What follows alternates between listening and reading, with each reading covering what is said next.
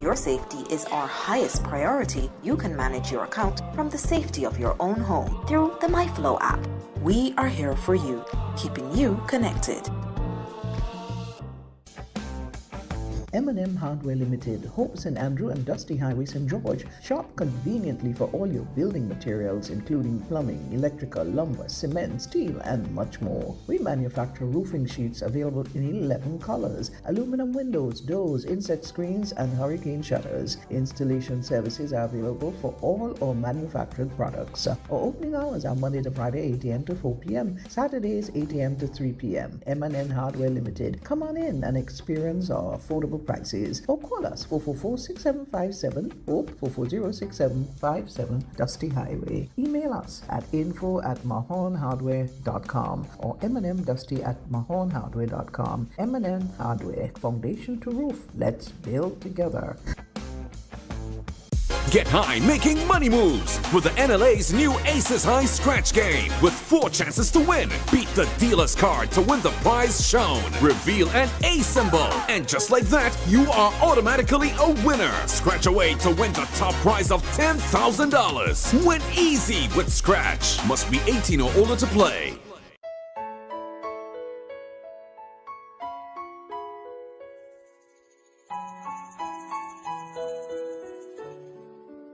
Dr. Chaitan again, international social skill consultant, reminding you that we should stop every form of sexual violence here in the beautiful island of Grenada. And me say no make them take advantage of you.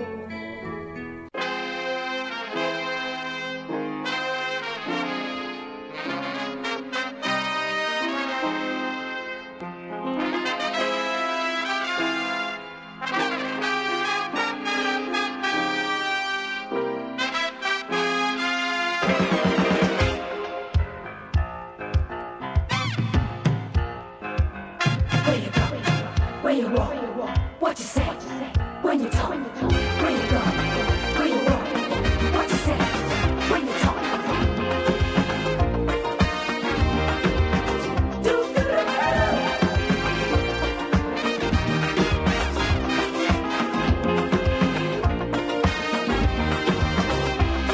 It's a hungry world out there, with everybody scrambling to get a share. Wolves in sheep clothing, birds of prey waiting to swoop down on you, and there's no telling what they'll do. You gotta be careful. You gotta be careful.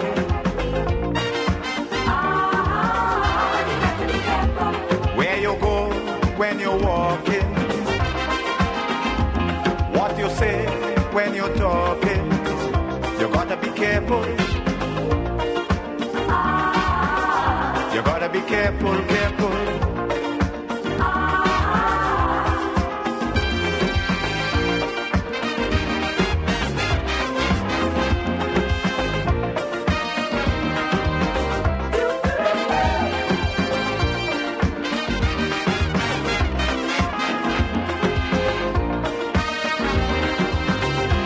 I say we have to prepare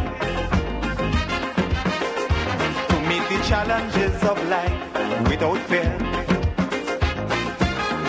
Greed and jealousy, hatred and envy, man, you have to move with care in that jungle out there. You got to be careful. You got to be careful.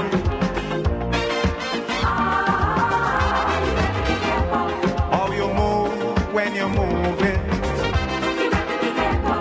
Which direction you're going, you gotta be careful.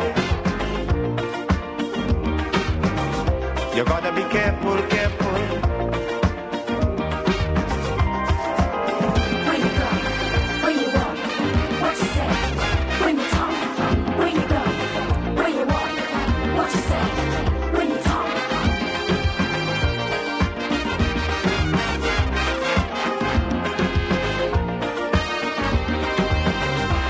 In your search for happiness, You got to leave a little room for loneliness. More things could happen all of a sudden before you realize it's only a disguise. You got to be careful. You got to be careful with what you do and how you're doing it. I am really tripping off on this girl. Wow, hey, I don't believe you did not just say that, did you?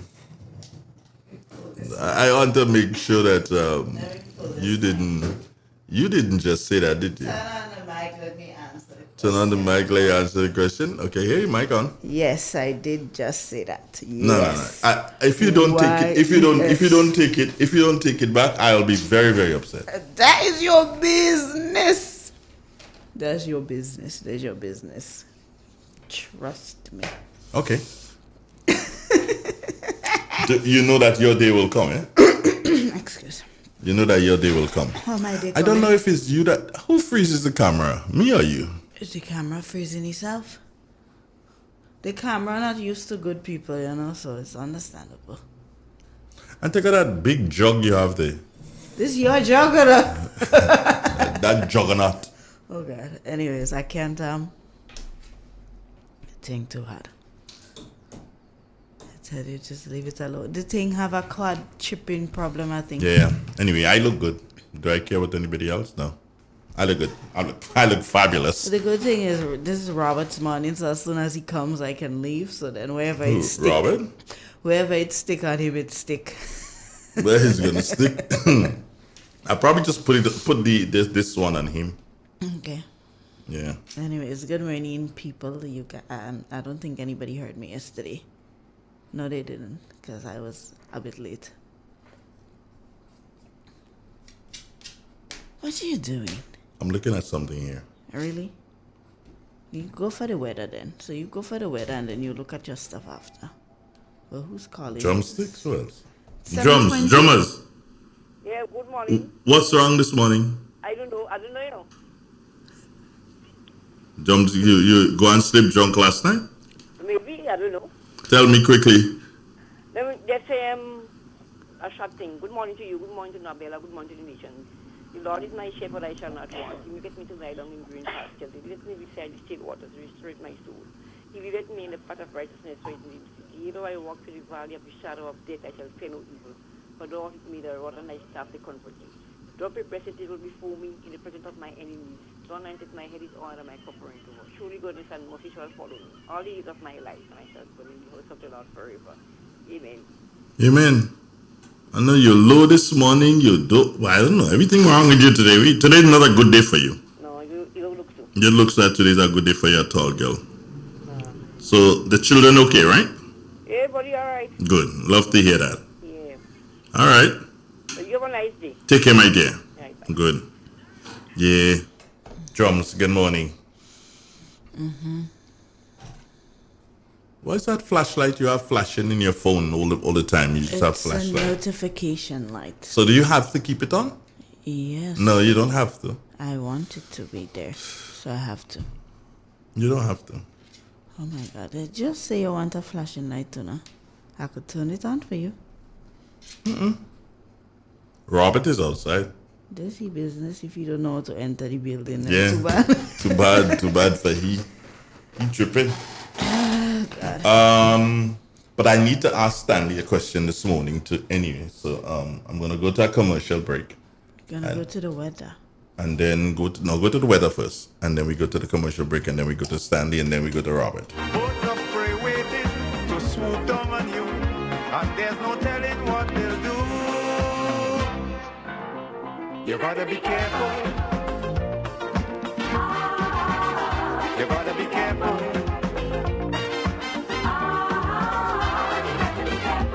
Where you go when you're walking, what you say when you're talking. It's real. It's 91.9, 23 minutes after the 7 o'clock. Jason Robertson, good morning. How you doing? Morning to you, Andre. Morning to our listeners of Real FM. I'm doing good. Let's take a look at the weather for today, Tuesday, the 15th day of June, 2021. At Point Chalin, it is partly cloudy. A fresh breeze is from the east at 20 miles per hour. The barometric pressure is 15.6 millibars, which is above normal and rising. Present temperature 27.2 degrees Celsius, relative humidity 81%.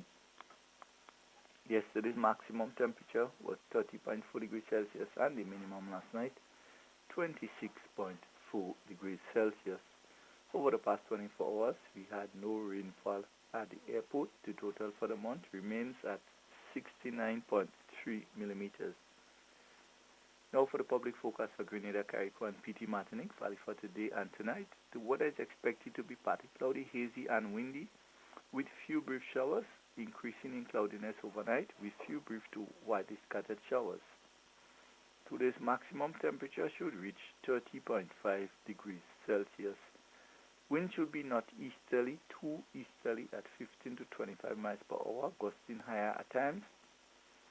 Sea should be moderate with wave 4 to 6 feet in open waters. Tide is currently falling, will be low at 12:50 p.m. and high at 7:30 p.m. Sunset today 6:33, sunrise tomorrow 5:44. To repeat the forecast, the weather is expected to be partly cloudy, hazy, and windy with few brief showers, increasing in cloudiness overnight, with few brief to widely scattered showers. From the Morris Bishop International Airport, Jason Roberts reporting. Thank you, Jason. Have a great one. Take care of yourself. This is Real. This is 91.9. This is 91.5. www.realfmgrenada.com. Andre Donald. And, well, yeah, Robert Whyte. Yeah, Robert is already here. So if that, let's,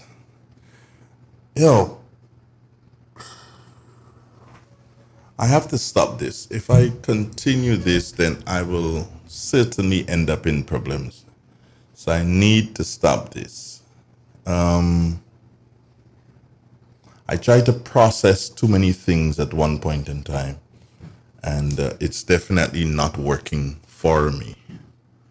Yeah, it's not working for me at all. Good morning, my brother Robert Whyte. How are you doing? I'm doing good. Morning to you, and good morning to all our listeners and viewers. I missed you all. I know You what? Huh? You what? You missed them? Yeah, I missed them. I haven't been here for the last 2 weeks, and it feels like 2 years. That's how much I missed them. So I hope everybody is okay. I see Andre's facial expressions seem to suggest that he doesn't believe me. No, it doesn't suggest that. You know me long enough to know that I don't lie. I know you don't lie. You know that, right? Yeah. You don't lie with the enemy. You don't lie with the enemy, but anyway.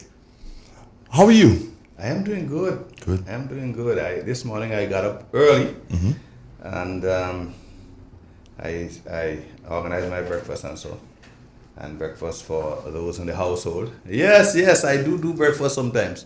Not all the time, but sometimes. Today was one such morning. I mean, I need to make a phone call. See if I find Brent. Somebody? Brent. You're sticking verification. No, but and I know you will have no problem me calling Brent because you know he can answer. Yeah. You know he might return that call till this afternoon. Yeah. Andreas, you call me now. Yeah. So you ain't bothered. You ain't bothered. I don't worry. Yeah. So everything's good? Yeah, man, I'm okay. Nice to hear. How about you?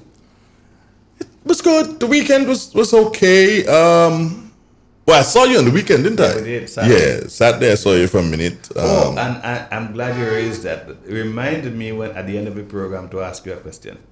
On the program? No, not on the program. Oh, off the program. Off the program.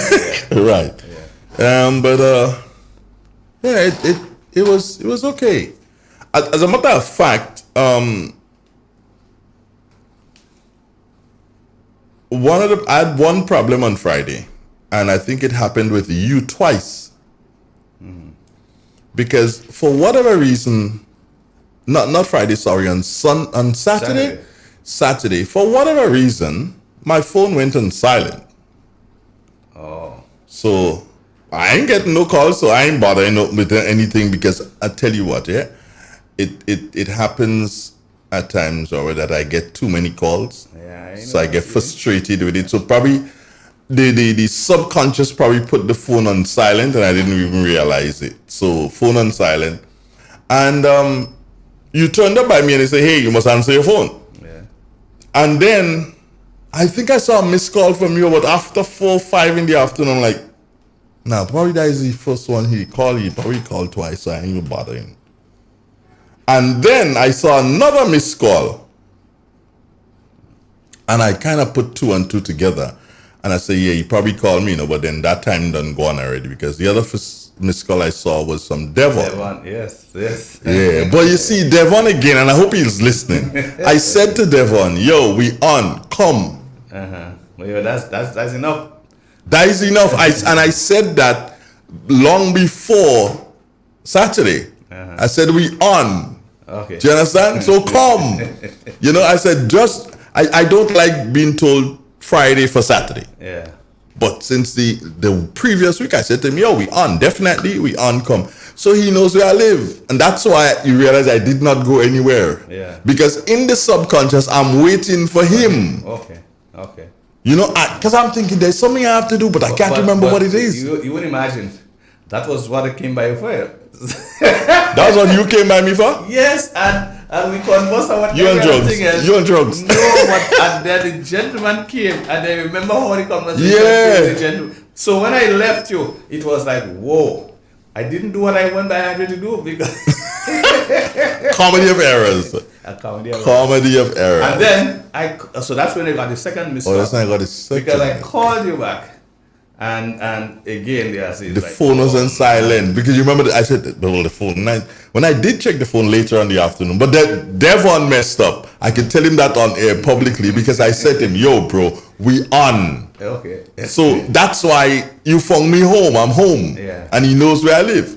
So all he had to do was just stop by and say, "Okay, fine, let's roll." I ain't even bothering with that fella, that Rasta guy named Devon who sells the ice cream. I promo, bro. Yo, pay for that commercial at this. Where's the ice? Devon sells ice cream, right? Yeah, well, I didn't know he started, but he told me in a conversation recently that he intended to start. He does. He has started. So he sells the ice cream at Carlton Junction. Devon's smart to go into Carlton Junction. Yeah, that's a prime location, man. But not only that, especially in election, all political parties go in Carlton Junction. And when they get hot, ice cream is a good thing. Ice cream is a good thing, and he's right there. And invariably they will get hot. They will get hot. All political parties. So in 2 meetings and Devon make back his money that he spent. Anyway, friends, we've done the weather. Robert is here. But before Robert, I told him I had to ask Stanley Charles a question. I had a chat with him yesterday, and there was something I missed, and I did call him back. I said, "Yo, I missed that. Is it possible for me to call you, on that?" And he said, "Sure, no problem." So stay with us. Robert is here. Have no fear. Yeah, good old things.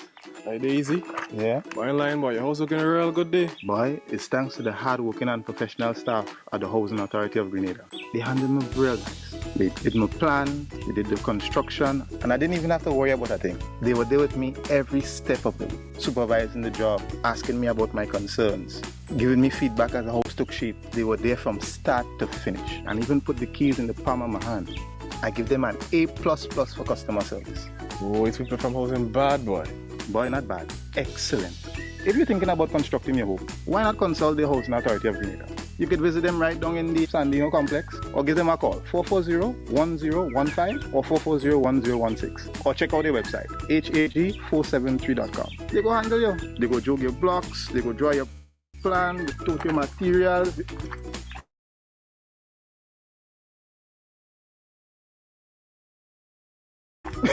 Hey man, and it's stress-free.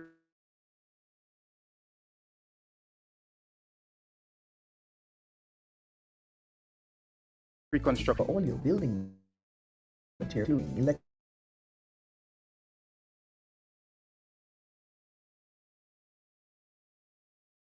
electrical, lumber, cement, steel, and much more. Set screens and hurricane shutters. Installation services are available for all our manufactured products. Our opening hours are Monday to Friday, 8 a.m. to 4 p.m. Saturdays, 8 a.m. to 3 p.m. M&N Hardware Limited. Come on in and experience our affordable prices. Or call us 444-6757 or 440-6757 Dusty Highway. Email us at info@mahonhardware.com or mnmdusty@mahonhardware.com. M&N Hardware, foundation to roof. Let's build together.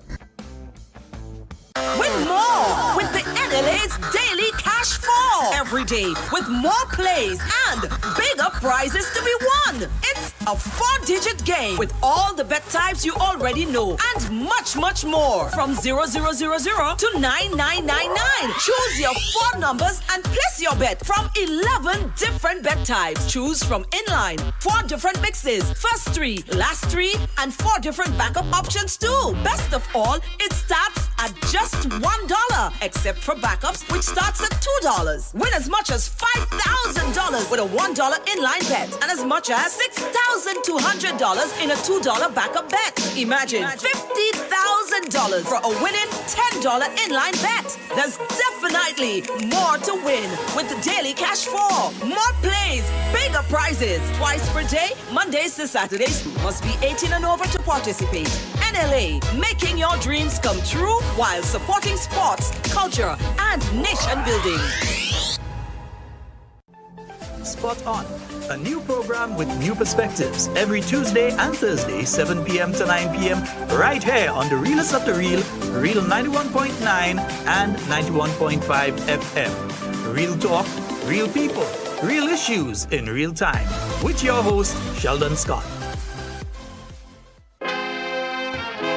Catch us Tuesdays and Thursdays. Do we have one for today? I'll have to double check on that for you. Yeah, I'll have to double check to find out if we start today. I'm not sure where we're starting today or we starting next. Are we going to start next Tuesday or are we going to start on Thursday? But I'll find that out for you before the end of this program today. Remember I said to you yesterday that I had forgotten to ask Stanley Charles a question, and I wanted to do that before I engaged Robert this morning, with the understanding that Robert missed the whole week. Yeah, let's not ask him why he missed a week. We'll not ask him that question. But I've got Stanley online, and Stanley is going to answer the question that I want him to. What I'm going to ask him anyway. He has to. He doesn't have a choice, does he? Good morning, Stanley. Good morning. I don't want anybody to engage me. I already have a bad image. I don't want to be engaged by a man. Why do you always song muffled when I put you on? You try to song intelligent or something? Well, there's no reason why I shouldn't want to try to song intelligent. I was merely saying that I don't want to be engaged by a man. I already have a bad image. Don't even think about that, Stanley. You're not that lucky. You're not that lucky. Don't even think about that. Well, anyway, let me have you and get rid of you as quickly as possible. Here's this, Stanley. One of the things I forgot to engage you about yesterday has to do with, we always like to talk about the media. We always get banged about when we do, but it's a good thing for us to speak to the media. Tell me, or look at how the media is handling the pandemic on an international level, meaning North America, Europe, as opposed to how the media is handling the same pandemic in Grenada. Well, I think that is a non-starter because... Stanley, you're gone again. Stanley, I want you to be really clear. You just muffled up. How about this? That sounds better. Oh, Lord. No, I think that, to be fair to the media in Grenada, I don't think the media is handling anything. And that's because of tradition and culture and all the rest of it. So just let me give you a quick rundown and hopefully answer the question without any muffling. The media externally, I think you mentioned the United States, Canada, America, the whole lot of them. They are trained and they know what they're doing and they understand they're the fourth estate. You don't have to tell them they're the fourth estate. They know what that means. And therefore, they underwrite the state. There is a difference with editorials on politics, you will see that if you look at the New York Times or any one of them, and they write about the pandemic, there's a difference with what the state wants and what the politics of the vaccine and the politics is how it's been handling. That's completely different. Their business is to underwrite the state. So they always support what the state is wishing. And what the state is wishing now is what Joe Biden, the new president, is wishing for and asking. And therefore they all have to toe the line. Like it or not, they must toe the line. They're there to support the state. And there's a completely different thing when they're politicking, which they're allowed to politic, or when they're ventilating professional views on the various vaccines. That's completely different. You're allowed to do that. But in Grenada, because people are not trained and don't care to hoot, they live in a world of their own, and they confuse politics with whatever issues they know. The issue here of Grenadians needing to take the vaccine, it's quite clear. Like the rest of the world, you have to take it. And the reasons have been explained. I don't need to come and redo that. But the media doesn't know its role. So the media doesn't know that it have to underwrite the state. If it supports and encourages us to take the vaccine, then it's supporting Keith Mitchell. So why would it do that? That's not their business. Their figure, no. They don't understand the difference between the states and the NNP or the government. They don't see the difference. They don't know the difference. Their difference is to just be as they always are. They're wayward. And that's why I always say they practice yellow journalism, and they don't even know what that is. Your role is to support the state. And this is what the state wants, everybody to take the vaccine, and it explains to the government why you should take the vaccine. Now, the critical thing here is, and I think the government made a mistake in the beginning. The government presents itself as the authority and telling you what you need to do and whatever. That's kind of harsh. It really should have been coming from medical people, and there are medical people here, who can do it and convince us. And that is before all the conspiracy theories started, of where this thing comes from, what it is, we're not taking it.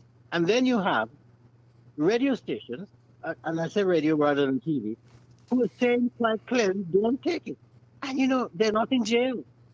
But that is because we very soft in terms of what the media should do and how it should be. And policing. Who is the authority that police the media in Grenada? I don't know. And there is, for instance, a classic mistake that was made, and we're suffering from it. The government tend to have these press conferences, and I always say, why are they having press conferences? There is a thing called GIS, which is the Government Information Service. And somebody changed the system, which they should not have done. When there is parliament, every station in Grenada have to carry, compulsory, must carry. They've changed that. So now when you need to speak to the nation, Andrew Donald Station, Real FM, may or may not carry it. GBN, I think, may or may not carry it. And Alvin Station, WeFM, may or may not carry. My pal Padam, Orlando, Sydney, Labby One, may or may not carry it. And the rest will not carry it. There's no if, they will not carry it. But they play music and we don't care. Well, if you're on the right state, you must know. And if you don't know, I'll tell you, no, you have to carry the state issues, what the state has done, must, compulsory. You can't stop and take ads. You have to do that. So the government wishing to encourage the whole of Grenada to take the vaccine and why. It shouldn't be holding press conference. It doesn't need to hold a press conference. What it needs to do is say to GIS, we need to talk to the nation. It's a 10-minute piece. We're going to have it ready at whatever time, and then GIS, it's live, so GIS inform the station, you're going to join us at 8, you're going to join us at 6, whatever the time is, and it carries live. Everybody will hear it. And, go back to our American cousins. You lived in America. On a Saturday morning, the president speaks to the nation on radio. You can't opt out. Grenada is the only country where I see state issues, nobody cares two hoots about it. You opt out and you play music. How does that work? So, yes, while the media here have to carry a burden of not knowing what their role is and not playing a role, how can you descend? You're not a scientist. You are going to descend and encouraging people not to take the vaccine or spreading the rumors around. Did we not vote for Dr. Ngozi Edwela, who is partly responsible for us getting the vaccine we get it? Didn't we vote for the position she now holds?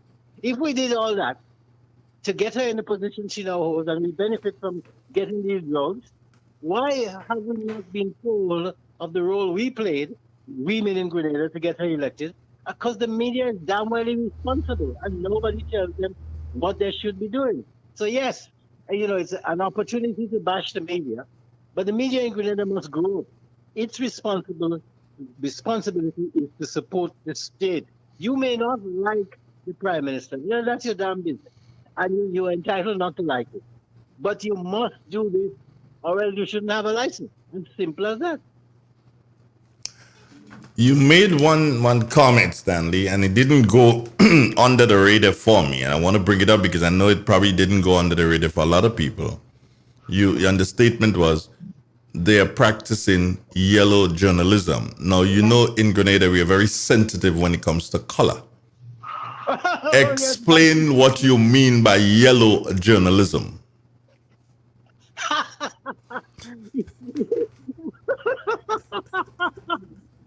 But it has nothing to do with the politics of Grenada. It's just a very irresponsible form of journalism. It sensationalized everything, and really it came to the fore during the American time. Have you ever been a communist? And that's a part of American history. And American journalism have grown from that, where it's irresponsible. What it's looking for is an audience. But Murdoch tends to do that and get away with it. So yellow journalism have nothing to do with our politics. It's a form of irresponsible journalism that trivializes everything. It sensationalizes everything, but it's got big bucks. So you could sue them non-stop. They'll just pay up because they're making big bucks from that type of journalism. You've seen them doing it with the prince who married to the black girl. They're always on his case because it sells. So when you sue them and they charge you pay $2 million or whatever, that's nothing. That's chicken sale. So in Grenada, the media here, by and large, the people are not trained. So they don't know what they're doing, and they will sensationalize things. So that is yellow journalism, have nothing to do with Grenadian politics. All right, just wanted you to clear that up. That's it. They have nothing to do with our politics. So it's an irresponsible form of journalism, which is practiced in Grenada. Okay, Stanley, go do what you got to do. Go prepare your breakfast or whatever. And I think I'll call you again tomorrow morning. I'm kind of liking this now. I'll call you for 10 minutes tomorrow morning. I'm liking this. I'll come up with something. But doesn't freedom exist? I haven't got a choice. No. Oh. You remember this guy, Dr. Frankenstein? What did he create? A monster. But didn't the monster get him in the end? The monster ate him up. And that's why the monster ended up with the name Frankenstein. He didn't create the monster and call it Frankenstein. He created the monster, and then the monster ate him, and they called the monster Frankenstein. So you created the monster. I take that to mean that if we don't regulate the media in Grenada, it will kill us all. Stanley, goodbye. Goodbye. Take care. It's real. It's 91.9, 91.5, www.therealfmgrenada.com. You're smiling, Bowie. What's up? What's up with you? Stanley's a case. One? Always be a case. Stanley will always be a case. I'm glad you sought clarification on the issue of yellow journalism. Mm-hmm. When I heard it, I'm like, Stanley. Because just what you thought is what I interpreted as well. Right? So when he clarified at the end, I said, so it's yellow journalism in the same way as somebody might be chided for using green verbs. Yeah. And it has nothing political. Yellow journalism, green verbs. Yeah. You see, that's a color. Yeah, that's all the thing is color. But really, it's just that we I think that we need to do more. And as one person said to me a couple of weeks ago, Andre,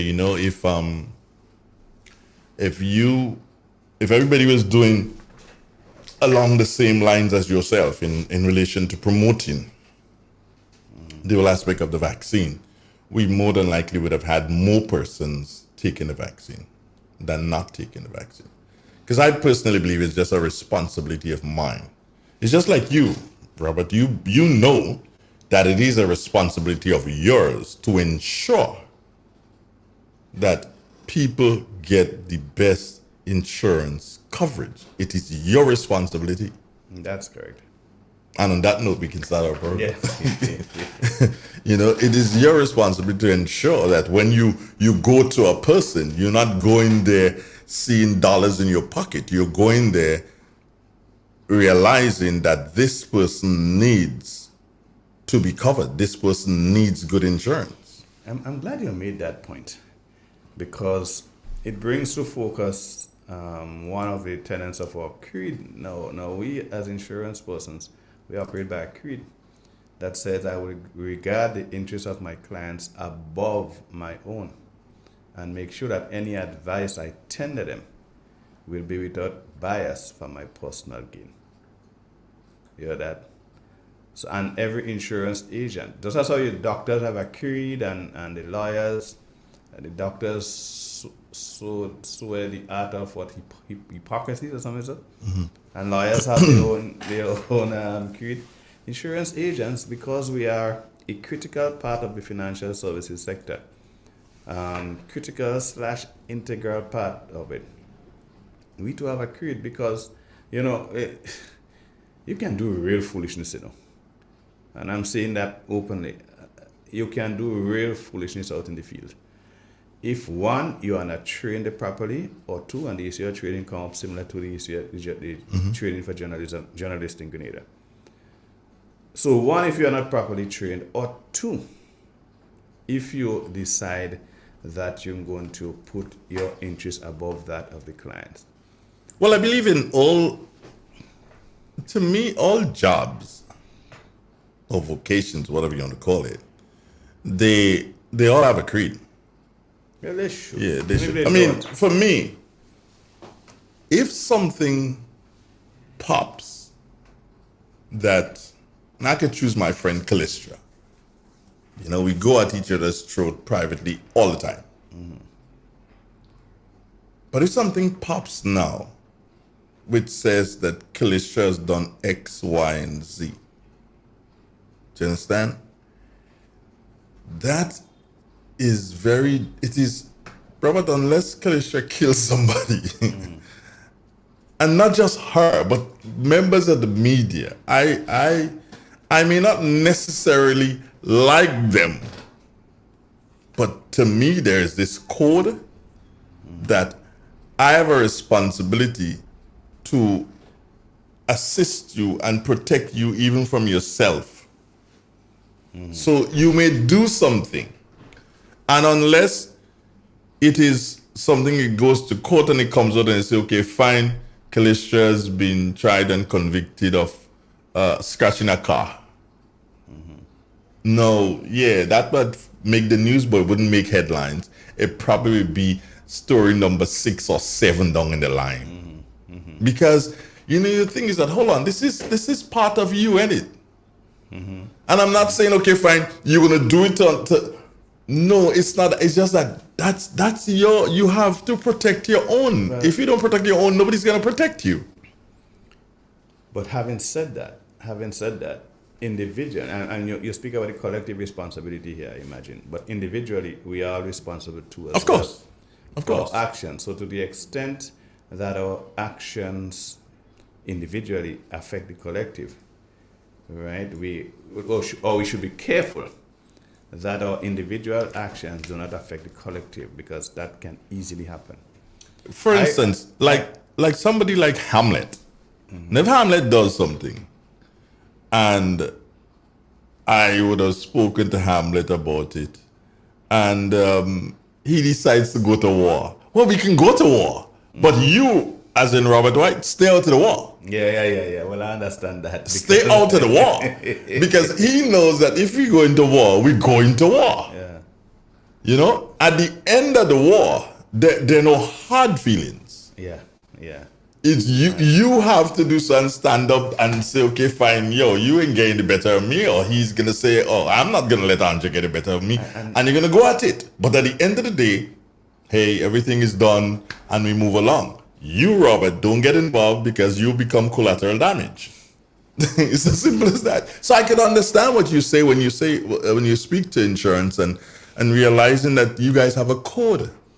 Yes, and to the extent that you adhere to the code, you'll be better off because it allows you now to develop over time integrity, credibility, and people would want to do business with you. They know they can trust you, and I guess trust is probably the greatest beneficiary, or the greatest benefit that you get here. And the public, as a result, gets the best advice, right? And gets the best recommendations for their individual need and circumstances. So everybody wins. Everybody wins. But if you go there being haughty and thinking, well, it is something again that happens. There are people get into the insurance industry. I call them young and aggressive, and you need to be. Of course. Right? You need to be. But you need to temper that aggression with knowledge and develop skill, right? And, seek the experience of the counsel of the more experienced agents and so on. And they figure, well, okay, this man been here 10 years, 15 years, or this man drives X car and he looks good. Mm-hmm. And there's a perception that once you put on your tie in the insurance industry and you look good, you go make money. You'll make money. Hey, the money will come. I'm saying this to the public, this is not necessarily so. The insurance industry, like probably any other industry, is hard work brings success. Mm-hmm. And I say hard work, I say to people all the time, if you see somebody who's told you they look like they're successful, and they probably accumulate a couple of things that we use to determine, a man looks successful. You have a house, you have a car, he could pay his bills, and that sort of thing, he dresses well, and you look at that man and you say, wow, he tell you inquire, how what is the source of your wealth? And you say you sell insurance? That man work hard. Or is working hard. Or is still working hard. Because it is a job that is hard work.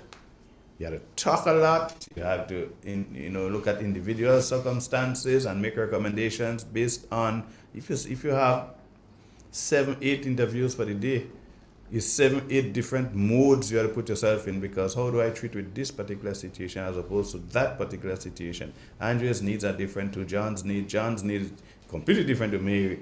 And am I in a position to advise and make recommendations for all of them? And sometimes you're not. And when you're not, then it's good to seek the advice. One, help from your peers who might be more experienced than you are. Sometimes you need to refer them to other persons, even outside of your own industry, not industry, your own company, especially if you're not in a position to offer them what they really need. Then you say, you know what, I can't do this for you, but you know who can do it? Check XYZ in XYZ company. You may want to develop a good rapport with somebody in another company. I do this all the time. And it's reciprocal. I get recommendations or referrals rather from persons from other companies, and I make them all the time as well. When persons come to me and I can't bend a policy to suit somebody's needs if what they need is elsewhere. I will say, you know what, I can't help you. I'd love to, but I can't. So go check XYZ in XYZ company. We need to do those things. We need to elevate ourselves to the point where we can do those things.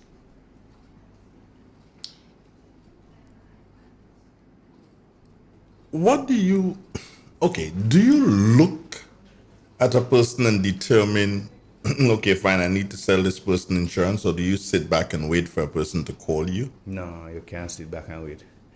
Otherwise, you know the story of this this man who sit down waiting for the perfect woman, and they show skin and bones, us bones, not skin and bones, skull and bones rather, on a chair in the park. That is what you become. If you say, you just can't. Now, how do an insurance agent actually get to persons? There are a number of ways. First and foremost, you need to have people to see, contacts. Your contacts are like your raw material. So picture this. If I am making blocks, right, I need to have aggregates. That's my raw material. That's my inventory. I need to have gravel on the ground. I need to have sand on the ground. I need to have cement. Right? And make sure you have water anytime. And water. I need to have those. Any one of those that I have in short supply, I have a problem. Right? Similarly, an insurance agent need to have names of persons he can contact. The day you wake up and you don't know who you're contacting, you're unemployed. Yes, I said that. The day you wake up and you don't know who you're contacting today, you're unemployed. Because that is what you need to do to earn your keep. So if you don't have contacts and you have nobody to speak with today, then you ain't gonna eat. So you need to always have contacts. Now, how do you get those contacts? Referrals. If you do well, Andre, and somebody happy with your business, when they hear about insurance, they will think, you know what, check Andre. Yeah, somebody say insurance. Oh, check Andre. Another person, boy, who is that good? Check Andre. Andre's name keeps coming up. Why? Because Andre's service is good. Right? Brings me back to and we didn't start the program to do this, but the guy who reached out to you from the US. Yes. Yes. Yeah, and it was just by listening, he's like, hold on, I know Robert for so long, didn't realize that Robert was involved with this. Yes. And then he reached out to you. Those things happen. But that referrals are only one method. You can't sit down because, again, depending on the where you are in your career, you probably may not have impacted people enough so that there's a constant flow of referrals. Right? The older you are in the business, and and not just how long you're in the business, because if you're doing the business and you're making foolishness too, nobody wants to recommend you. So the longer you are helps, but how well you treat your clients, all right, that also helps. And that is probably in terms of the order of what's more important, that is more important, how well you treat your clients, so that you get the referrals. But you must have personal observation. You must be a fast person. Right? You have to know what happened in your community. So this person is putting up a house. Well, if they put up a house, they probably went to the bank. If they went to the bank for a loan, then the bank probably needs them to have insurance, because you need to know what the bank requires as an insurance agent. And if the bank requires them to have insurance, then they must buy it from somebody. Okay, let me give them a check, see if they have it already. Personal observation. Right? Center of influences. Again, you could have persons who you could come and sit down and talk with.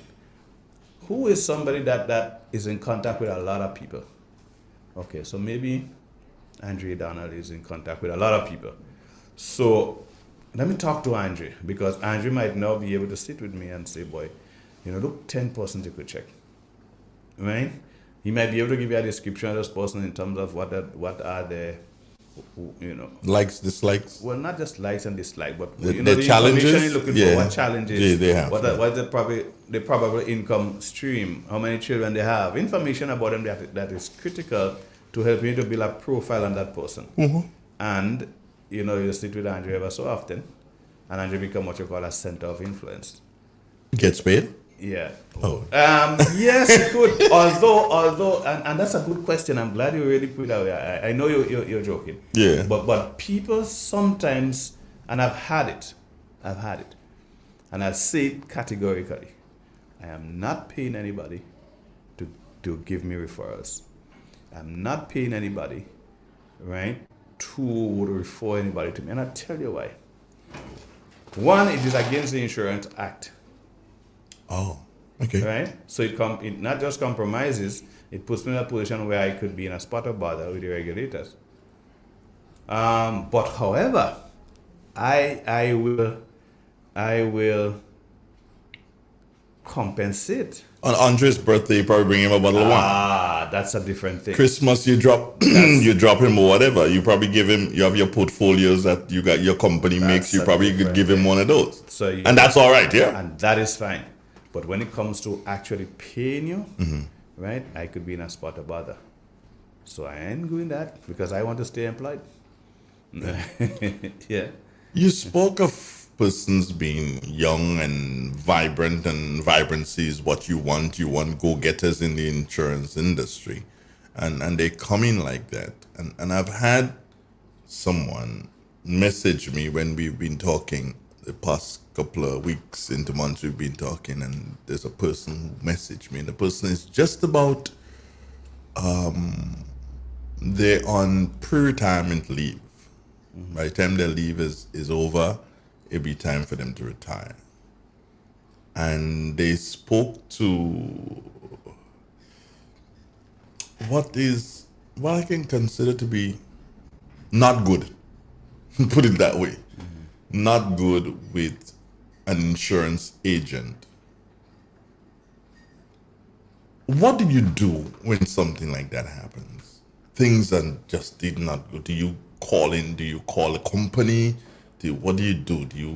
You as you mean the client? The client. What does the client do if I'm dealing with you and I suspect that things aren't going too well? What do I do? Because you are the linchpin between me and the company. Do I bypass you and go to the company? Or what do I ask you different questions? What happens then? Here's the advice I give to my clients all the time. While it is good while I appreciate our relationship, and of course the relationship between yourself and the company is through me. Let's say I'm the conduit that through which you get to the company. But I always say to my clients, in addition to the relationship that we share, please develop a relationship with the company. And hear what I mean by that. So ever so often, call the company. When you call, you can ask about your portfolio, you can just inquire, you can get a status report, you can seek information with respect to how your business is going. Mm-hmm. That is important. So you operate outside within our relationship and outside of our relationship, because I too, as much as I go around making a living by speaking about people's demise, mm-hmm. in a lot of situations, mm-hmm. we provide what if you died. So a lot of the conversation is around death. Well, duh, I'm not Superman. The news tomorrow could be that I am the one whose death is being discussed. So what if I die along the way? You all of a sudden have no relationship with a company, but you have business with them. I don't think that's good. So for that reason, I say to people, develop a relationship with the company outside of our relationship as well. So get to know one or two persons inside of there.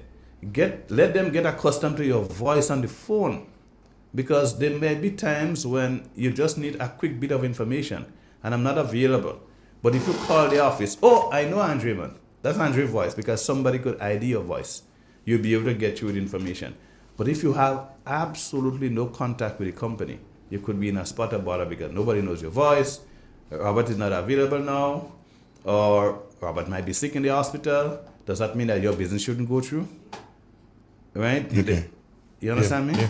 Yeah. So it's important to build that relationship as well. Make that link ever so often. Ever so often. You reach out to the Mary in the office, to the whatever, say, hey, I'm just calling to say hello. Somebody or I heard that Robert say that your birthday is tomorrow. Happy birthday in advance. That sort of thing. So the person builds that sort of a link with you. That's correct. And that you recommend for all your clients. I do that all the time. Especially when I'm delivering a policy contract. I said, hey, get to know, build a relationship with the company. And nowadays it's a little more difficult. There was a time too when people's concerns or people's complaints were that they pay their premiums and insurance agents have not actually remitted to the company. So I encourage, even for that reason. I say it's a little more difficult now. Companies have put different mechanism in place to actually ensure that the issue of non-remittal of premiums is wiped out. The issue of what? Non-remittal of premiums, which means you're collecting people money and you ain't being paid to the company. Right? Insurance agents now issue receipt books and all that.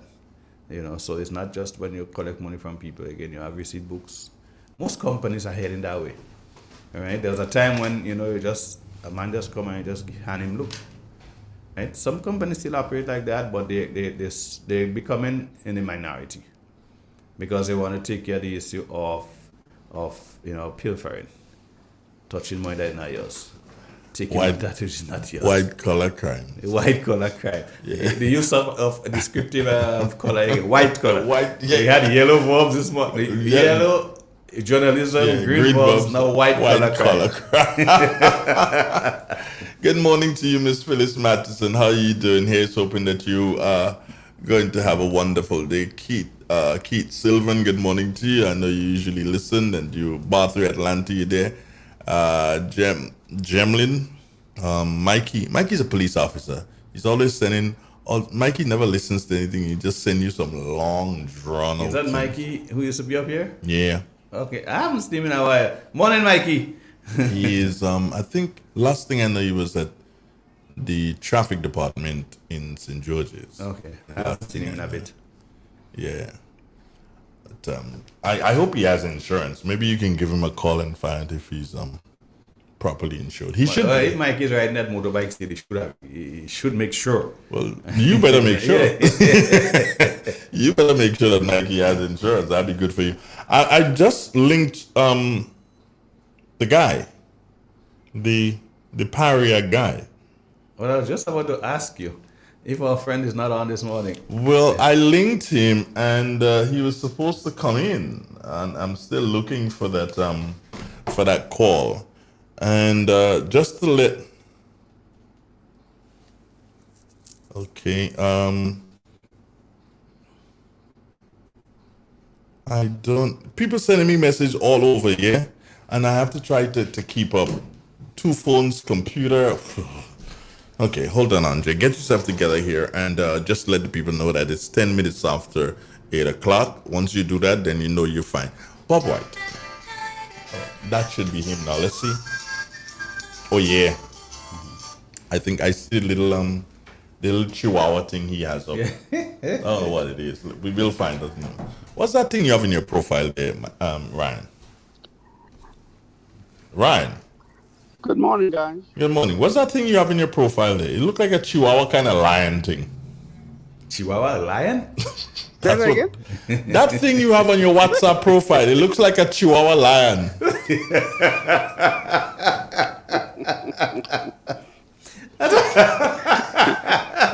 Well, I would I'm love glad to I see. could bring joy to you guys this morning. I would love to see what kind of animal that is, boy. A chihuahua lion? You never seen it, Robert? No. Hold on. Yeah, there it is.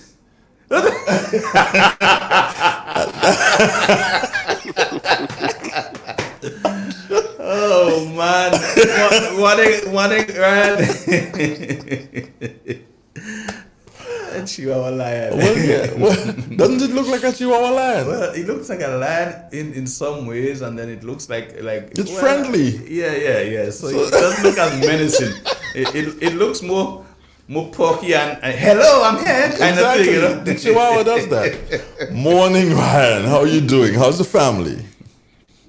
Well, we're doing good. It's such a pleasure to hear I could bring such joy this morning. Thank you, man. It's a Chihuahua lion.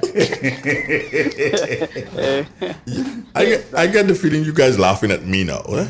You're no longer laughing at the joke. No, we're laughing with you. Oh, with me. With you. Ryan, one of the things I'd like you to do for me, bro, is sometime during the course of this week, before next Tuesday, I would like for you to send us a picture of yourself, preferably a passport size pic, so that when we are speaking with you, when we've linked you in the conversation, we can put up your picture at least. Mm-hmm. Yeah, so no If 2 hours, right? yeah, no 2 hours, no 2 hours ago. As a matter of fact, if I have an engineer there, that is the worst thing, me. It's the worst thing that God makes since He make engineer. He was used to be really good, but Oh, okay. these days I can't find him. I need it because I need him to come in studio to do something for me. If he could have done that, then you wouldn't even have to link via WhatsApp. We'd be linking via StreamYard, which send you a link, pop your link, bring you up instantly wherever you are. So you got to be careful in terms of what you're doing when we're speaking to you. But we're just talking general insurance here this morning, Ryan. And No. not general. We're talking insurance generally. Insurance generally. Yeah. See, you gotta be careful with the words there. Green verbs, yellow words, whatever. Yeah. So we're talking insurance generally here, Ryan, and we're probably looking at experiences and knowing and making contact with different people. How do you make contact with people in your field, in your area? Do you have do you come up with a list that you call? Do you have referrals? How's it done in your neck of the woods? Well, it's the same. It's the same regardless of where you are. You got to come up with a list. When I first started in the industry, we had to come up with 200 names that we know, and that kind of became our platform to springboard to build from. And then from that, you ask for 3 referrals per person, and so you always keep asking for referral. Who's the next person? Who can you recommend? So you do that, and as Robert talked about earlier, your centers of influence and the people that, well, mainly the people that you know first, but those dry up pretty quickly. So you need to be introduced to new people every time. So that's the same. You haven't changed, and then you have business people, business insurance. Depends on what area you are specialized in or want to go in, whether it's in the business or stay in the family insurance side. Then that would determine of what. But regardless of which one you choose, the same is the same regardless. You start with who you know, then you get referrals, and then you go. Is the same cycle of that. So. Okay. So, and when you started, Ryan, and you had to come up with those 300 names, well, how the hell did you do it? You're not from Texas? Oh, that was a hard one because when I first came here, I think the only people I knew was really the people at my church. So that's where I started, and then from that, I think I had 50 maybe solid names, and then the rest, I just go and say, hey, I need your help here to come up with. I need to come up with 200 people I need to talk to, and from that, it took a while to get that 200, and finally did, and that's how I started. And did it spiral then, or did you have to work at it to get it to grow? Oh, you got to work at it because Oh, yes. especially when you just people don't know you. You speak funny. No, You're small, you look Ryan. like a You speak chihuahua. different. Yeah, it's hard. And you look like a Chihuahua lion. But Ryan, I'm taking issue with you. You didn't speak funny. You still do not speak funny. You spoke different. Well, but in what was the interesting that happened? That is true, Robert. I think as time goes by, people start saying, "Oh, where you from?" and it bring up a conversation, Mm-hmm. and so it have became my biggest asset is Right. having Mm-hmm. my Grenadian accent. Mm-hmm. Very good. So that was able to help you. Say it again. I said that was able to assist you in terms of going forward and building that clientele that you needed to build. Yes, because I had another story to tell. I had an interesting story to tell. People are interested in stories. Where you from, and you have to become good at interweaving your personal stories into between the sales and what you do. But it's about relationship you're building with people. Mm-hmm. That how can you make people feel at ease to talk to you and be able to share with you what's going on with them. So it became a huge asset for me to have as Obama said, a skinny little guy with a funny name and a cute accent.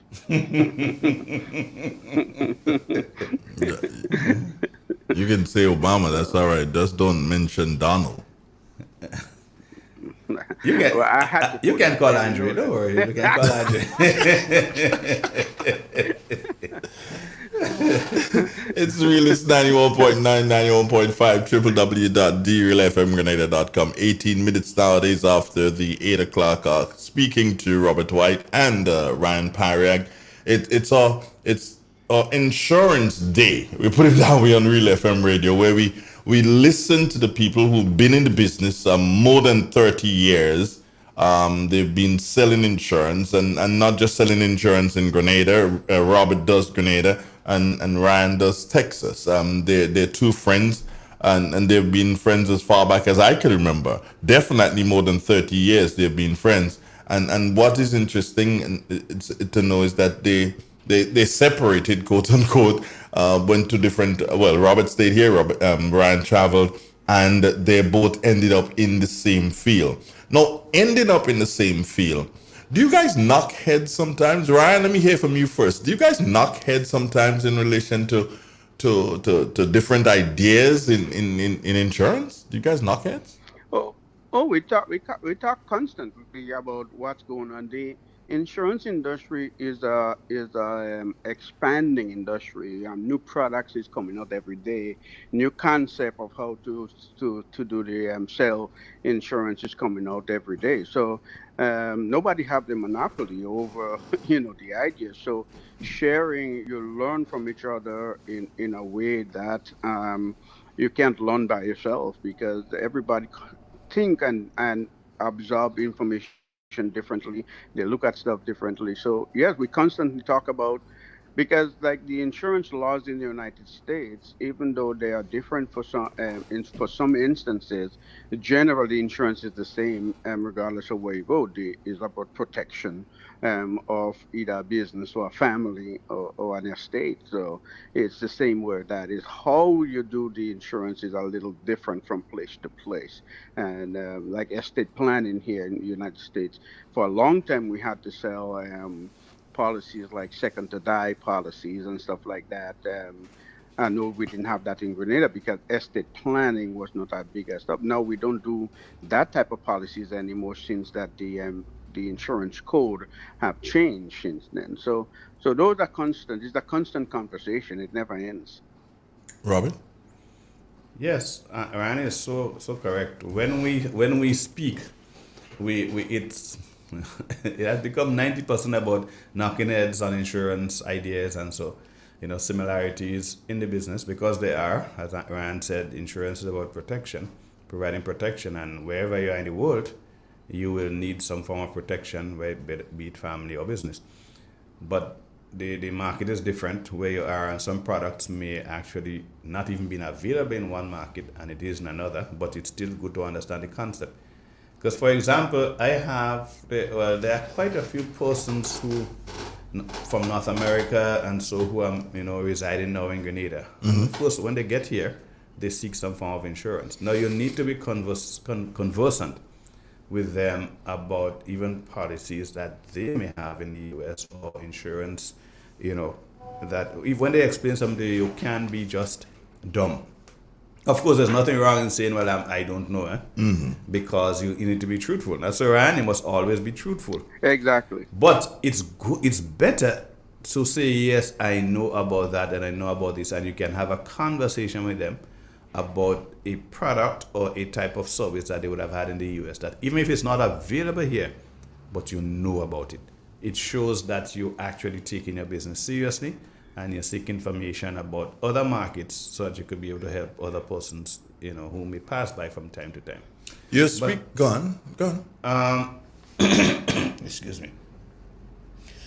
I didn't mean go ahead and do that, right? No. Well, that's why I still said excuse me, because I just want. But our market, however, as we are in markets, and I'm speaking ours in Grenada, is developing. It is a developing market, and there are some concepts that were not up in the fore before. As Ryan mentioned, estate planning. It is probably a weakness still in our market that not enough insurance agents seek to provide that service. it is not a quick sale type of business where kind of return where you if you sit down and speak with Andrea about Andrea's life and Andrea's children and so on, Andrea may say, okay, fine, I need X, I need Y, and Andrea may make a decision maybe now or maybe by the end of the month or maybe within 3 months. Andrea say, okay, I'm ready. When you're doing business insurance and you get into estate planning and business continuity and that sort of thing, decisions take longer to be made, especially if you're dealing with corporations.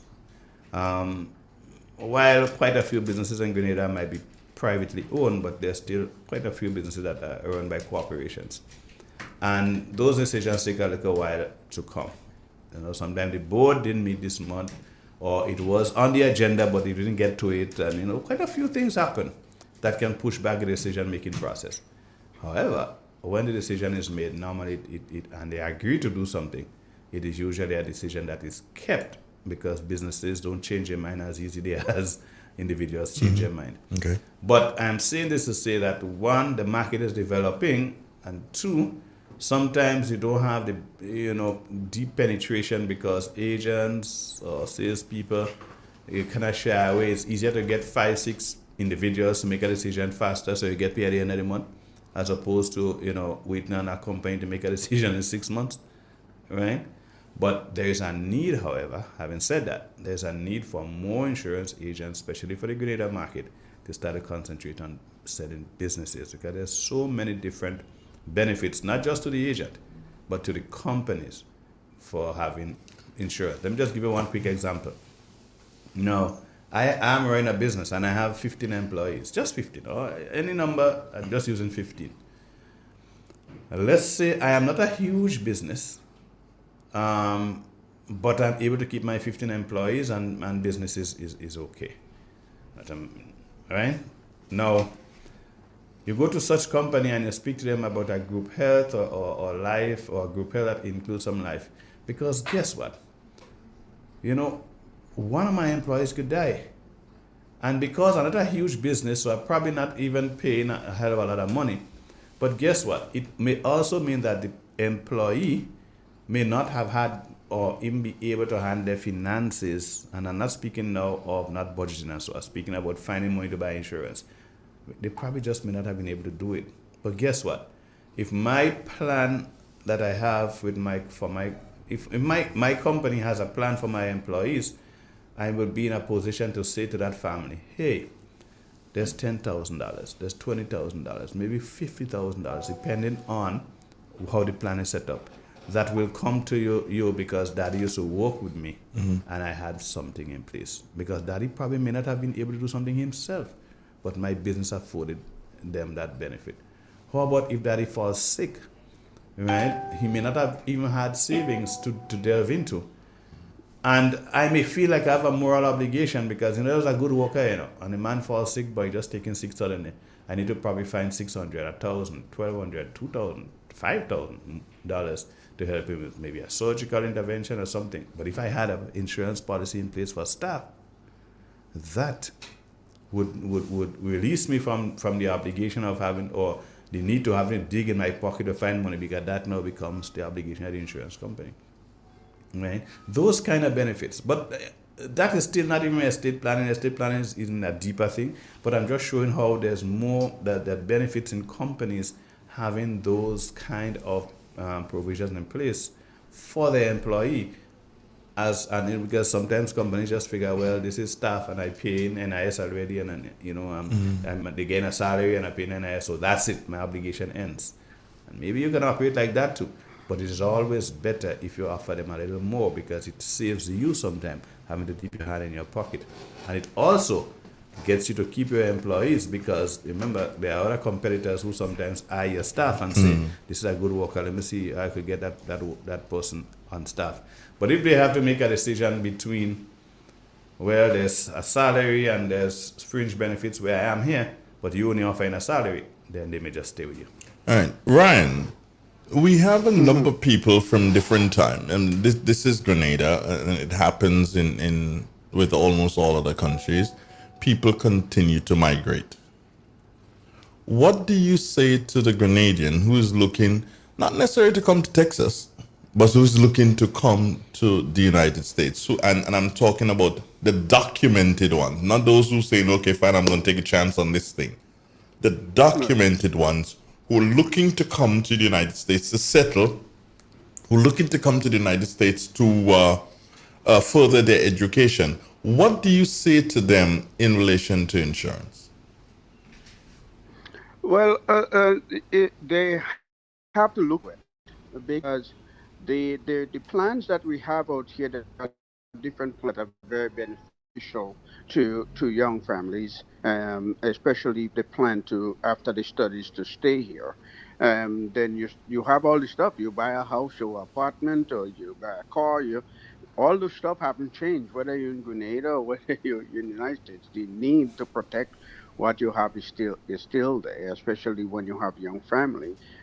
We have people who come to university here and they get married, they have children here who they have to protect those kids. But there is a difference in as a legal person, you could get insurance here in terms of that. If you come as a student, there are certain types that you could get within that. So it's just seeing all those information and seeing where it fine for you. One of the things we try to do with the at the Grenada Houston Association here is trying to be a information place where people, when you come here, we kind of give you, if you need this, this is the person to contact, kind of for like a resource group for people that come in here, and insurance is one of them. If you need insurance, here are 3 or 4 people you could speak to on that level. So it's about finding out what is available and utilizing what is available.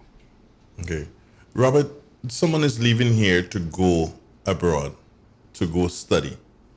That person has insurance with you. That person may not necessarily have an income because based on the job they're doing, they may have to take no pay leave to go study. What happens to that insurance? My recommendation has always been that as far as possible, you try to maintain your insurance coverage. Now, I have advised persons who have sought monies. You went to development bank or any of the other institution and you negotiated a loan to go study. I've always said include your insurance payment as part of your expense, because you want to ensure that while you're out there, you can pay, and in some cases based on the type of loan, you may just pay the interest while you're out there. If that's what you have to do, try and also pay your insurance premium as part of that. Because for 2 reasons. The institution that you're borrowing the money from, and we're speaking that you actually had a facility. The institution that you're borrowing the money from, they are exposed. So you want to make sure you satisfy them that, hey, if I don't make it, you will get your money back. And this is the real world. At age 25, you ain't going over there to die, you go to study. But there are persons who went to study and did not come back. Not that they got married, they died. So the institution will want to guarantee that, hey, if you want the persons who unfortunately didn't make it, we know we're getting money back, because that's an important consideration. But so while they're having that discussion, also say, listen, this is how we're going to pay. I want you to factor in from the money you're lending me, money to pay the insurance, because in that way you are guaranteed that you'll get your money back.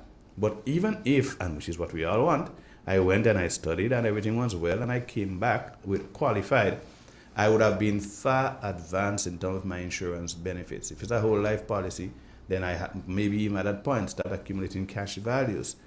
Even if it's not, I would have actually been able to secure insurance at a premium that is better than if I'm buying now 5, 6, 7 years afterwards, because I'm 5, 6, 7 years older and premiums will be different.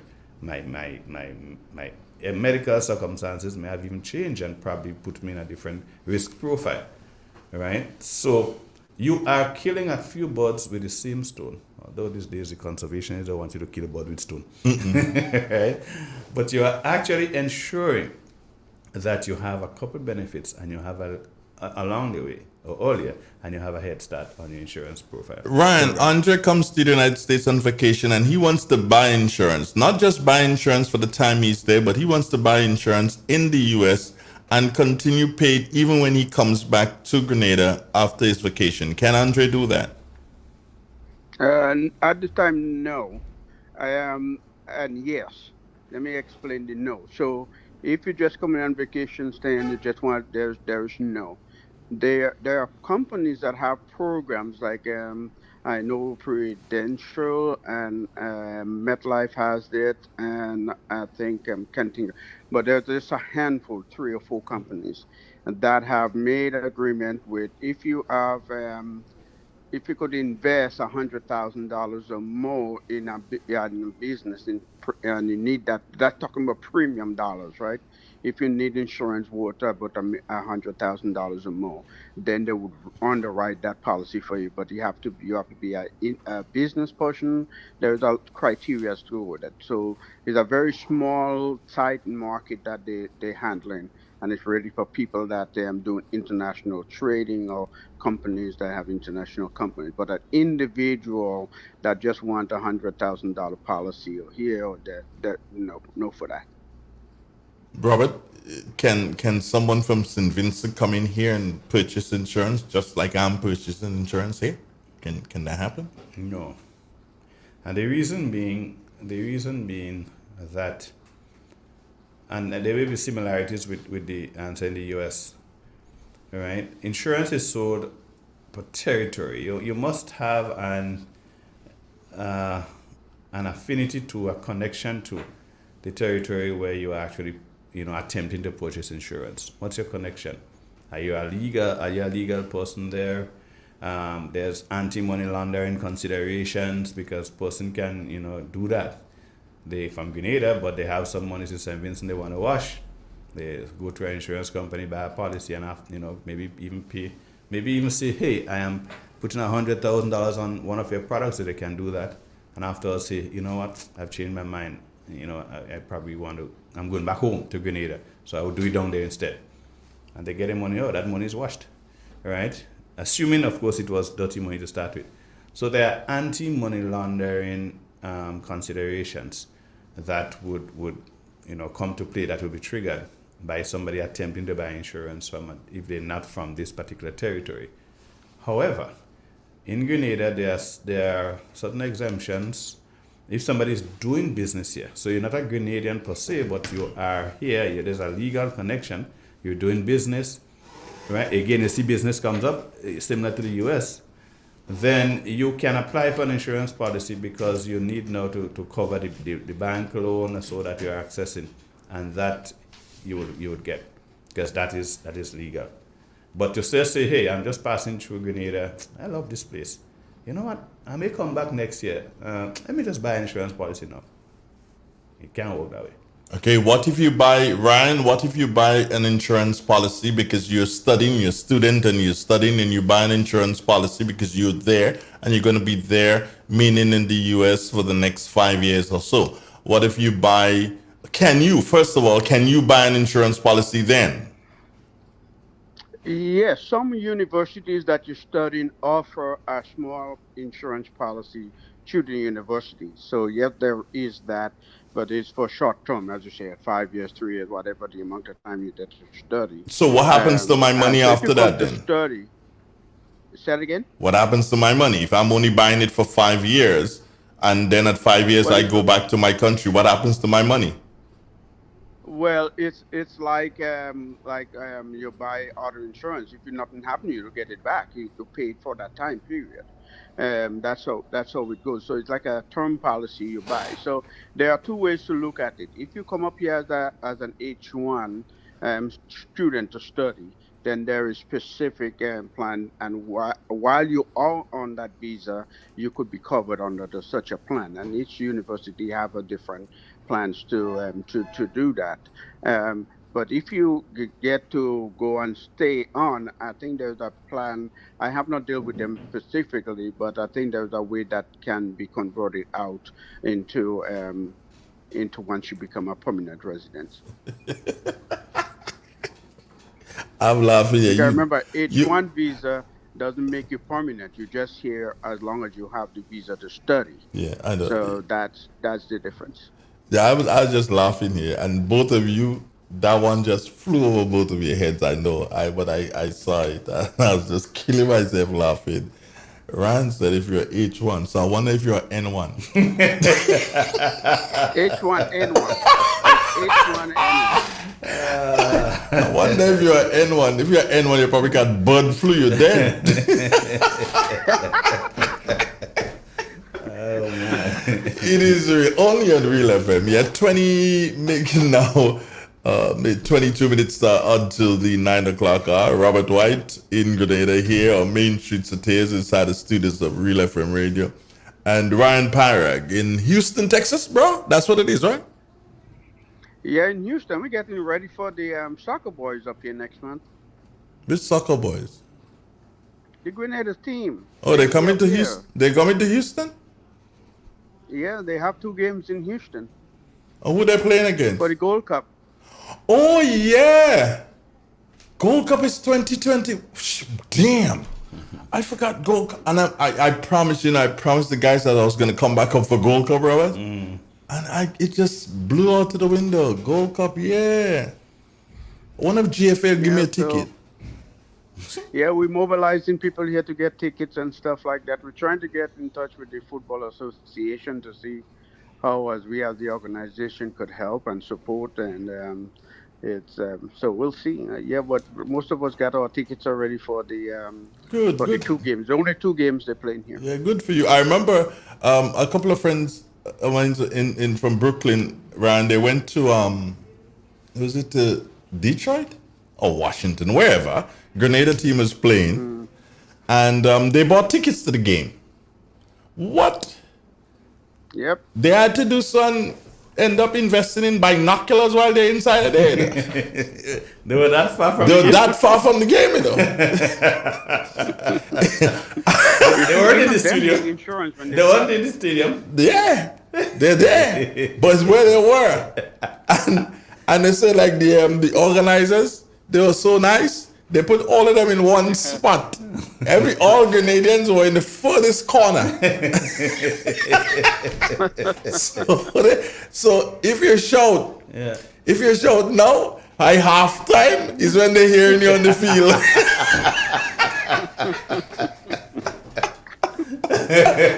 so if you wanted to tell somebody something, you had to plan it in the beginning of the game, and you tell them by halftime you reach out on the field. First, they're far away from the game. Jeez, you me, but nonetheless, Ryan, hey, the Grenada team is not doing too well. Well, they're basically out of the World Cup qualifiers now.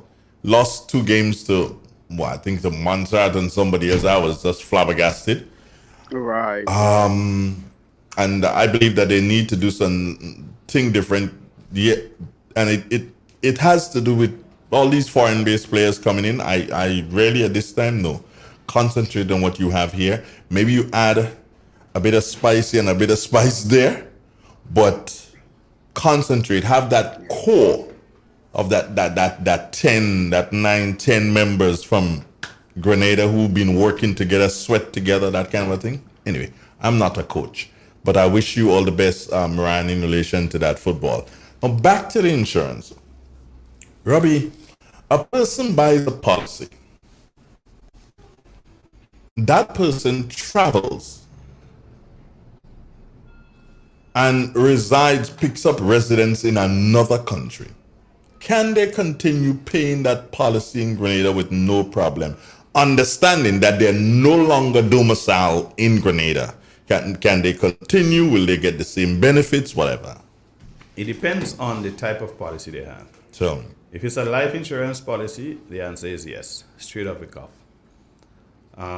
You can buy a life insurance policy and go anywhere in the world.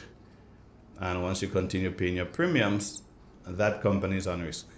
All right. Well, hold on, Andrew. Let me come back to this. There are places in the world where if you apply for an insurance policy, they would ask you, have you been to those territories, or do you have intention of going there? High risk. If the answer is yes, you will not get the policy. So that is assuming that you're actually just making an application for insurance. But once you have that policy in place, then the companies will honor that claim. Yes? A health insurance policy is different though, because health insurance policies, unless it is from the get-go established as an international health plan, and we don't have that in Grenada. If you want to get something like that, you have to access it through a company in the US. Companies in the US sell you that. But unless it is established as an international health plan, you cannot go cross jurisdiction and be covered. And so you can't, for example, even on your health insurance policy in Grenada, just walk into St. Vincent and be covered. All right? Or, not, let me say that different. Go and live in St. Vincent and be covered. If you're traveling and there is a emergency, your insurance health plan should be able to take care of you. Should be or will it? Will be able to take care of you.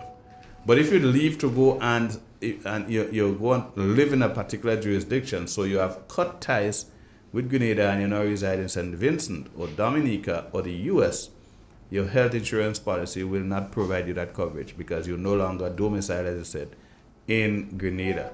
But if you are just on vacation, so you're traveling, or you went for a seminar or something that is temporary, and there was a medical incident, your plan will cover you.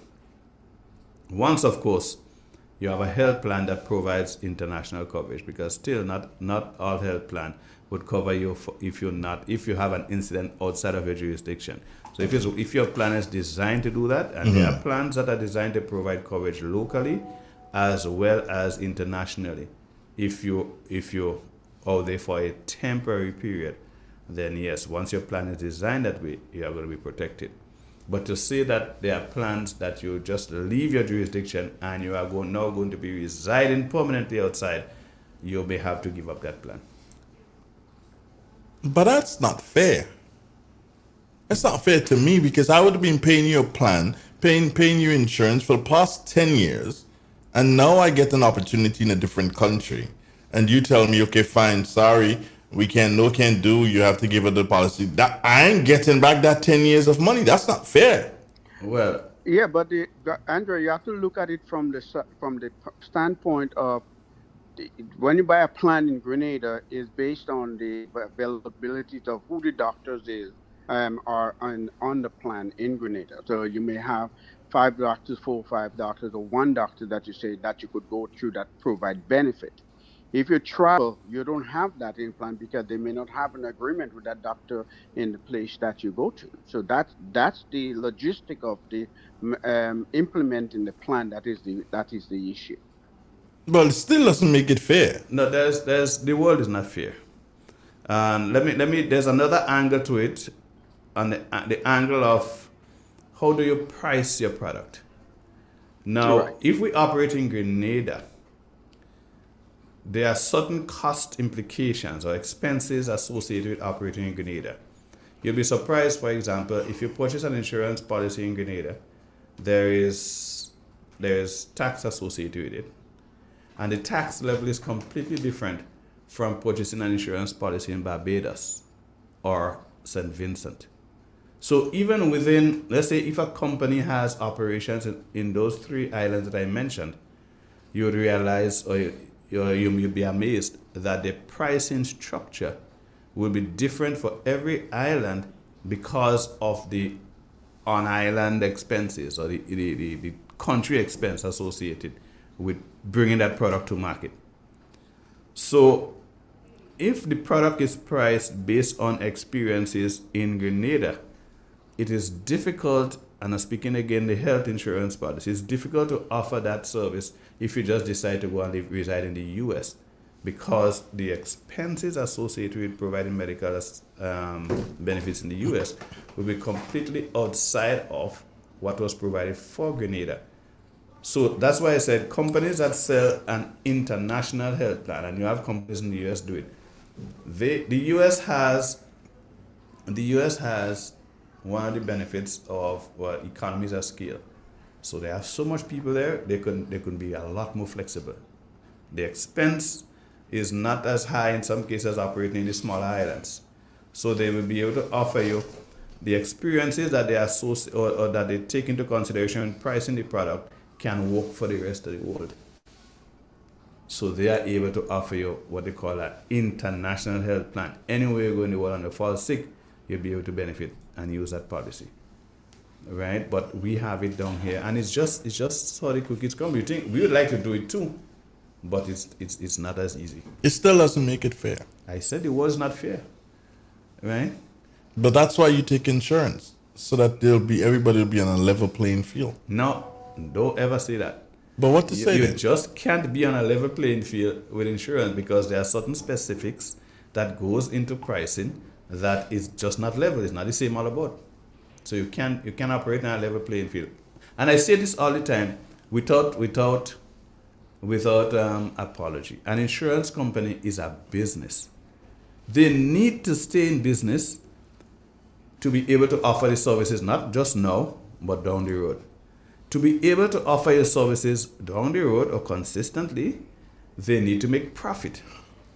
So if your product is not priced that you could make a profit, if your experiences are such that you're not making a profit, guess what?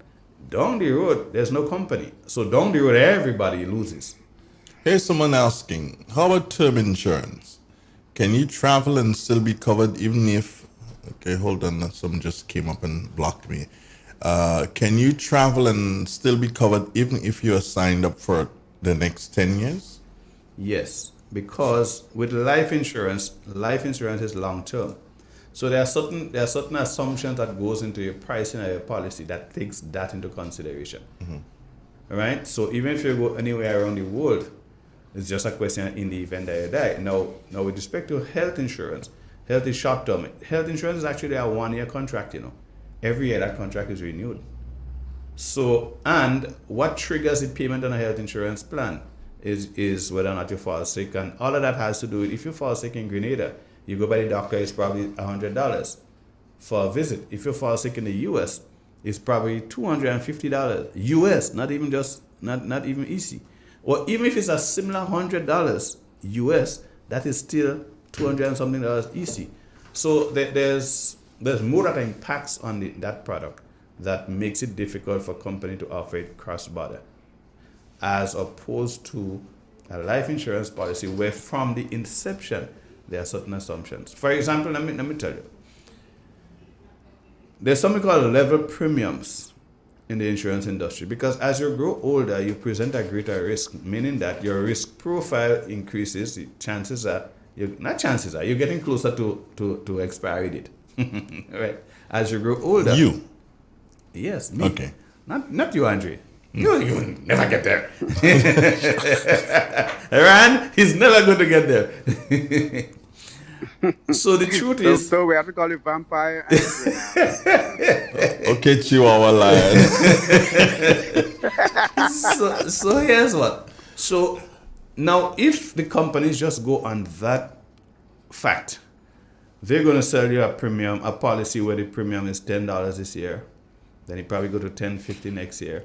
Then you could probably go to $11 the next year. And then there comes that time when you get your risk profile becomes so high, it goes from $15 to $20 to then $25 to maybe $45, because you're getting closer to death. So they should charge you, all right, your premiums that reflect that fact. But companies say we don't want to do that. That don't make sense. It's probably not a good business practice to ask a man in his older years to fork out X amount of dollars more for insurance. So what do? They charge level premiums, which simply means that we're going to charge you a little more initially than that which is necessary to cover our expenses, so that when the time comes on, the other should be charging you more, you would have paid up front already. And that concept is called level premiums. Now that works well. It is one of the master strokes in the insurance industry, where an insurance company can offer you a policy on a constant premium that doesn't change, but your coverage remains the same right throughout your life. Right? Now I kind of forget how I was making that as an example, but I just used, right? I don't know if you could help me, but I can't remember why I answered that as an example, or I gave that example in the answer. But level premiums are one of the benefits of the insurance industry in terms of how you pay. Well, that's why whole life policy had become the staple point of that, is that you have to level premium in the whole life policies. In the United States, we have two other policies. We have an index universal life and a variable universal life policy. And what happens with those policies, the younger you are, you could give you flexibility with premiums to put extra money in, and if you want to use it as an extra savings.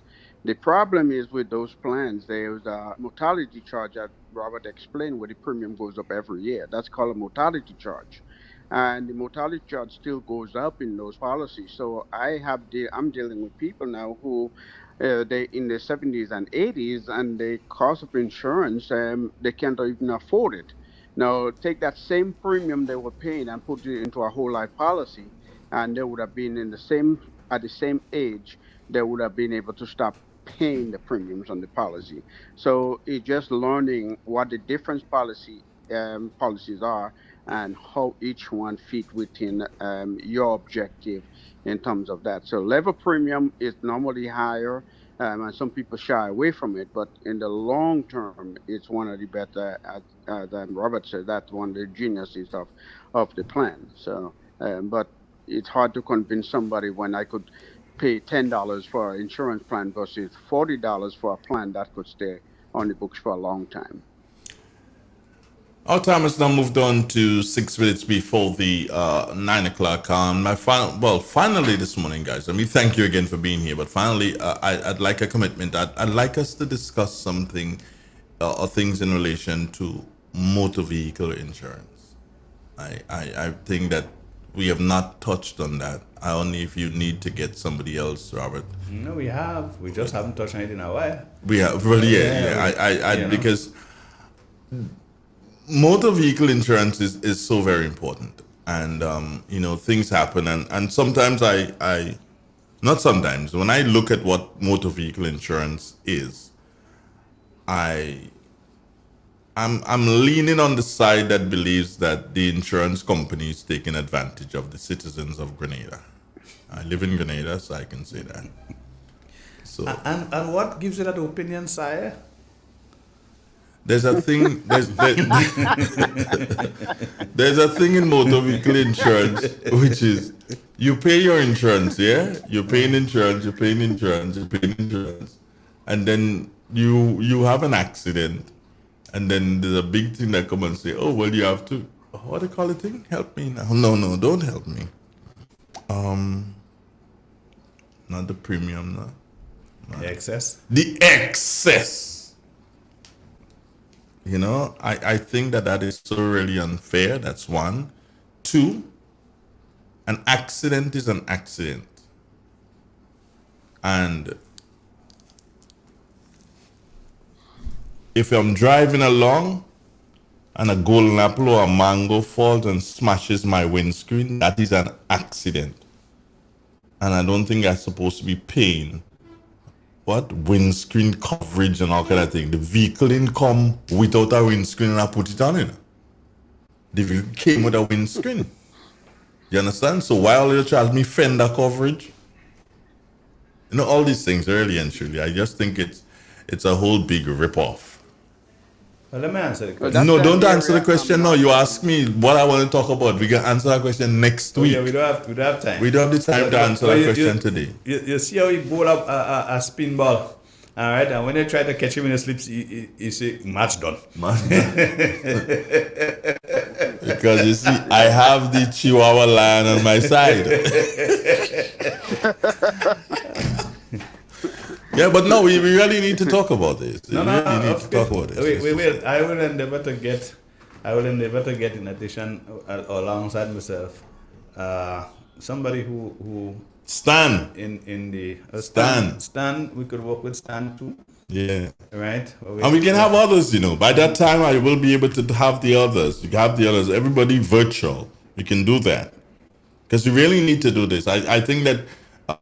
Insurance companies in Grenada are taking advantage of the citizens of Grenada in relation to motor vehicle insurance. It's high time. Well, it's high time they stop this thing. I don't think so. I would pose it differently. I would say there is a need for people to better understand the product, what they buy. You may not agree with everything that you buy, but there's a need to understand and why some things, for example, as you mentioned, excess, why an excess is important. Okay, excess be important when you take in my money. Watch, don't let me get into this thing because I might have to give you some excessive licks to get you out of this. Yeah. Goodbye.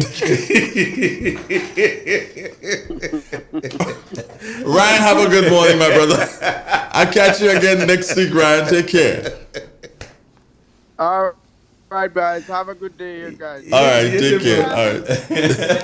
All right, bye. So let me have to think that you have excessively outlived your time in here. Take care, Robert. Have a good one. This is Real 91.9.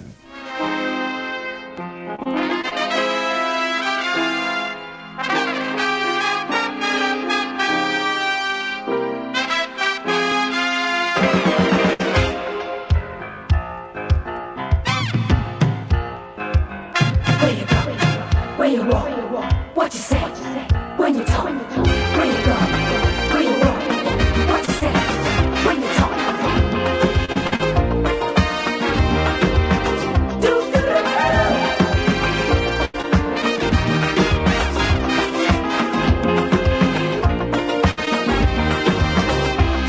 It's a hungry world out there, with everybody scrambling to get a share.